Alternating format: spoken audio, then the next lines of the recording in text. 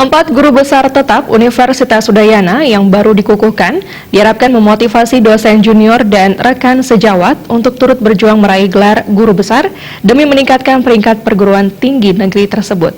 Harapan tersebut diungkapkan Rektor UNUD Profesor Ana Agung Rakasudewi dalam upacara pengukuhan guru besar tetap UNUD di Bukit Jimbaran, Badung.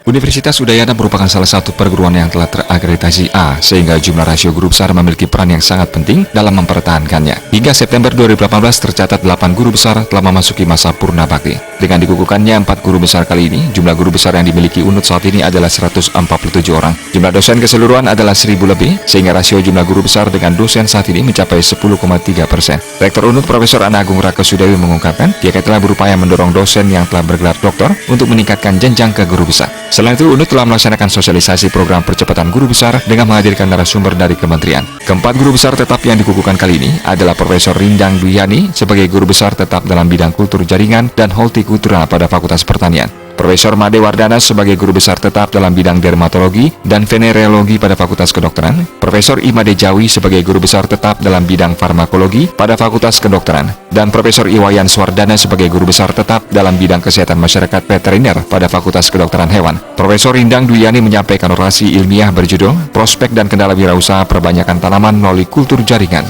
Orasi ilmiah Profesor Made Wardana berjudul Psikoneuroimunologi di bidang dermatologi, sedangkan orasi ilmiah Profesor Imade Jawi berjudul Ubi Jalar Ungu sebagai tanaman obat keluarga menuju keluarga sehat di masa depan.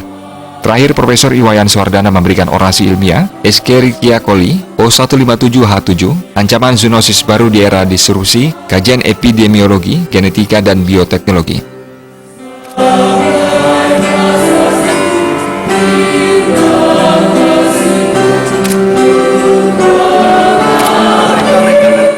Pengukuhan guru besar ini diharapkan untuk menjadi motor penggerak berjalannya tridharma perguruan tinggi di Universitas Udayana. Bahkan dengan dikukuhkannya sebagai guru besar, ini justru mengandung makna tanggung jawab yang lebih besar di dalam menyelesaikan berbagai permasalahan terkait dengan bidang ilmu yang diikuti, baik itu masalah di bidang akademik maupun di tengah-tengah masyarakat, untuk selalu memberikan solusi-solusi terkait dengan bidang ilmu yang ditemui. Jadi harapan kita dengan proses yang kita lakukan, baik mulai tingkat fakultas, universitas, baik di level senat maupun di level pimpinan fakultas dan pimpinan universitas, dan termasuk juga kita memonitor kemajuan-kemajuan pengusulannya di Jakarta. Harapan ke depan bahwa paling tidak setiap tahun antara yang pensiun kemudian dengan yang bertambah itu bisa kita seimbangkan, kira-kira seperti itu.